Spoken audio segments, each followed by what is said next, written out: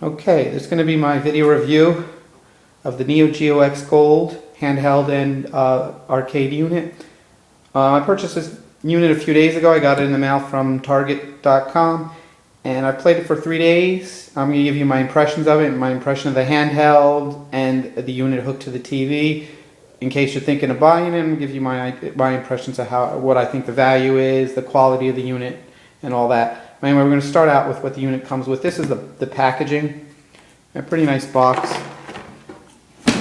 Old school style. Like when they had the SNES and the Sega Genesis system, they used to list all the games on the back and everything. But these are the games that actually come on the handheld unit. You get 20 of them. And this is some of the contents that are in the box. And here's what you get in the box. So in the box, you get your handheld unit with your 20 games on it. You get your power adapter, audio video cable. You get your Neo Geo unit. This is where you put the handheld inside and you can hook this to your television. You get your arcade stick. You get a game card, an additional, so you got 20 games on there, you get an additional game on the game card. And you get an HDMI cable, so you can hook to your television either HDMI or with the audio video cables. And we'll go through that. We're going to start out with the handheld unit and then I'll go on to the TV unit. Okay, we're going to start the review off with the handheld unit, and that's this here, the Neo Geo X Gold Handheld. And the unit feels pretty sturdy. It's kind of light. It's got rubberized backing. You got your 4 action buttons here, your thumbstick here, your R1, R2, L1 and L2. These R1 and R2, L1 and L2, the only functions I've seen them perform in any of the games is the L1 and L2. They change the aspect ratio from the widescreen to the original 4:3 aspect ratio.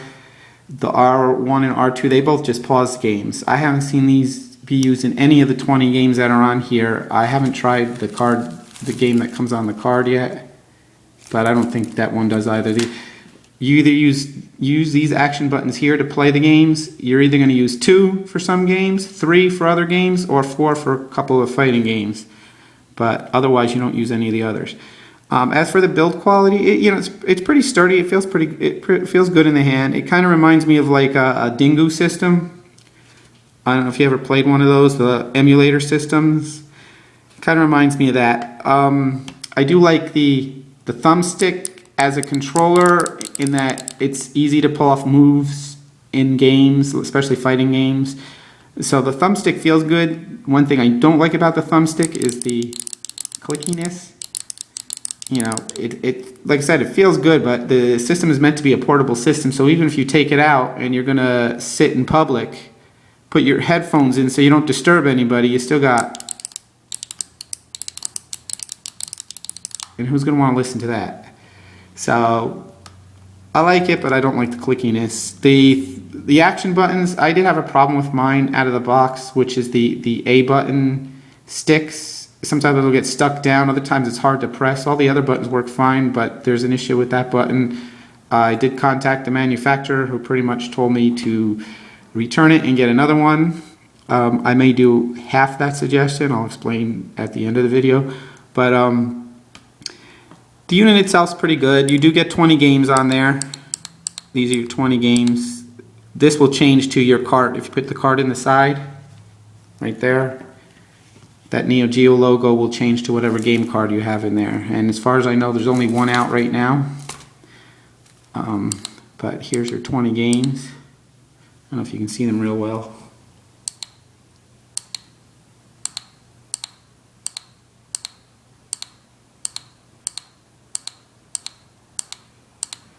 But as for the quality of the unit, the screen, it's nice. It's not on par with, definitely not on par like a Vita or even a 3DS. The colors are a little bit washed on it.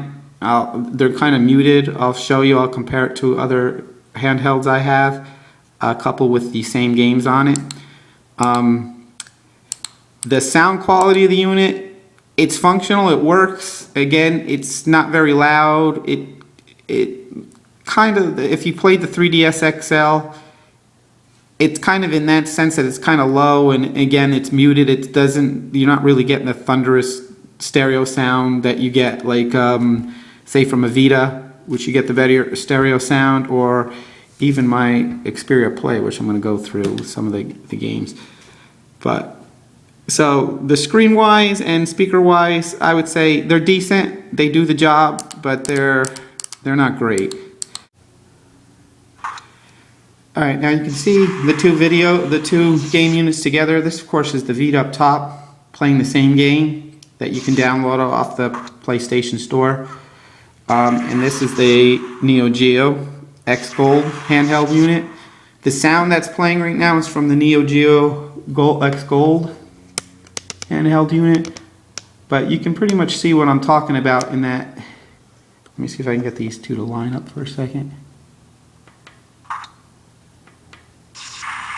So they're both doing pretty much the same thing.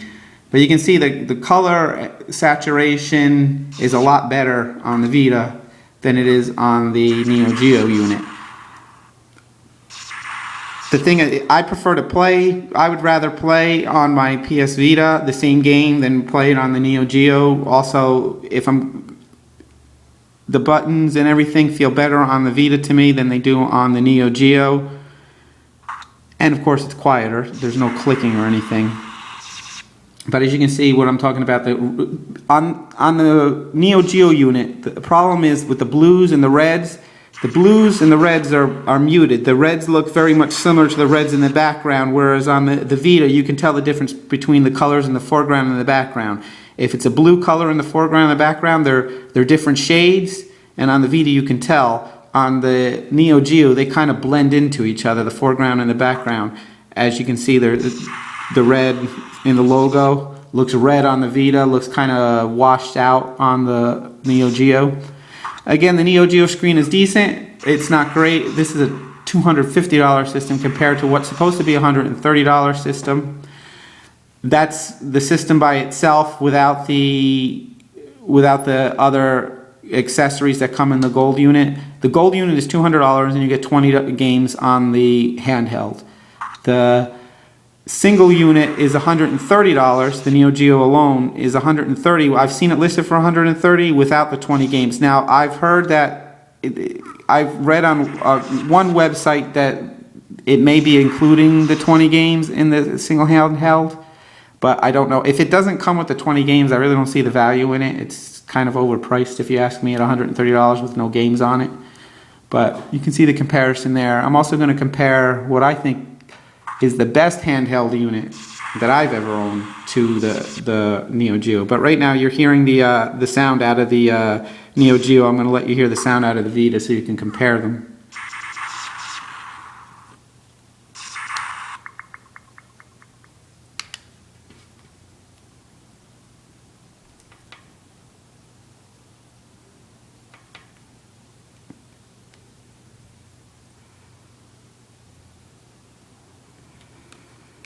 All right, now you're going to be hearing the sound out of the Vita.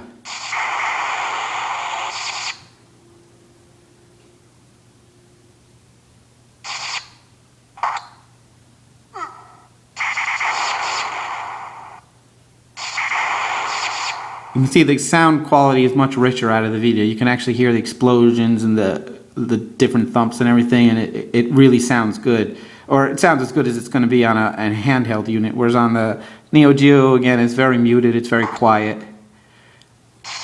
But that's just a comparison with the Vita.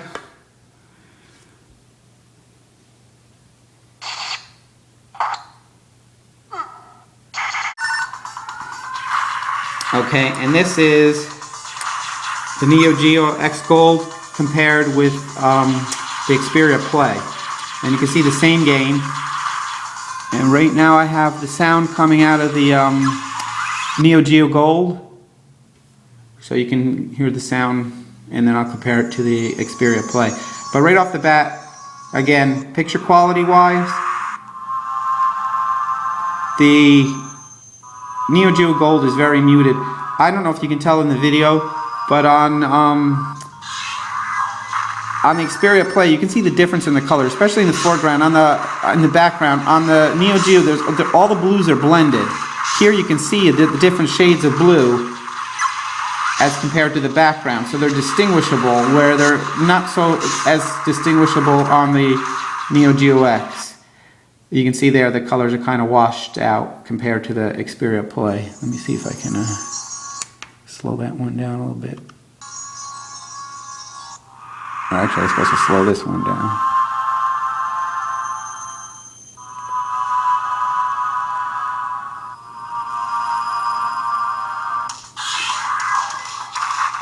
Again, I don't know if you can tell again on the video, but the picture on the Xperia Play is a lot better. All the oranges and the explosions are very bright and clear, where they're very muted on the Neo Geo unit. Again, I'm going to let you hear a little bit of sound on the Neo Geo unit, and then I'll compare the sound to the Xperia Play, which I'll turn up next.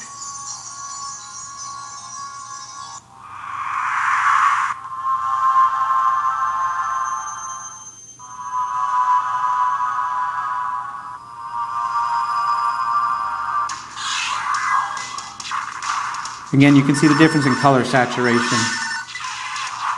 Much better on the Xperia Play. The thing about the Xperia Play and the Neo Geo unit, that you can get this Xperia Play now for $150 on eBay, and the Neo Geo unit is going to be $130. This can play a lot more games. Play a lot of emulators. It can play all the Google Play games, or not all the Google Play. Some of the newer ones don't work as well on this unit, but most of the Google Play games work really great, and many of them are compatible with the control pad on the unit. But if I was going to pick from the two, I'd say get the Xperia Play. You're going to be able to play all the games that you can play on here as well. But now we'll compare the sound. That's the Neo Geo sound, which I'll turn down now. Oops.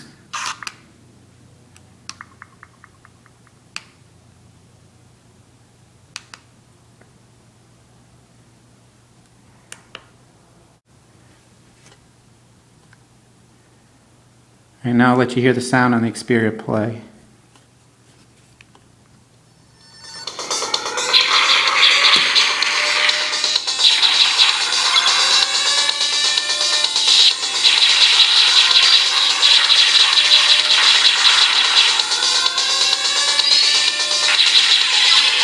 Much better sound here, much better picture quality here, almost the same price. You're probably going to pay about, if you go on eBay, you pay about $150 for this unit.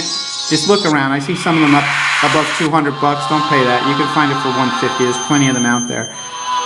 This is going to be $130 without the 20 games if you buy it alone, as far as I know. And again, you can see the better picture quality. For those of you who are wondering, because you probably read online, or you probably heard on some of the videos that you have to put this unit inside the dock in order to charge it. That's true if that's all you have is the dock. However, if you have a phone cord, a micro USB phone charger, which I have here for my HTC, it will work on the unit. And we'll see. Turn the unit off. Plug it in right here to your micro USB. You see the blue and green light come on. It also powers on, even though it's off. But you see what it does, that it shows you that it's charging. Right there you can see it's charging with the two lights. That's exactly what it's going to do when it's inside the dock.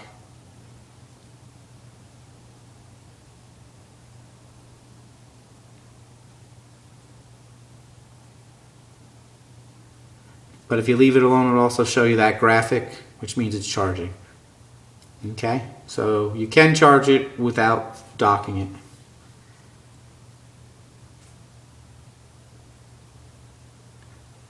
Okay, and next we're going to go and I'll show you the unit hooked to the TV.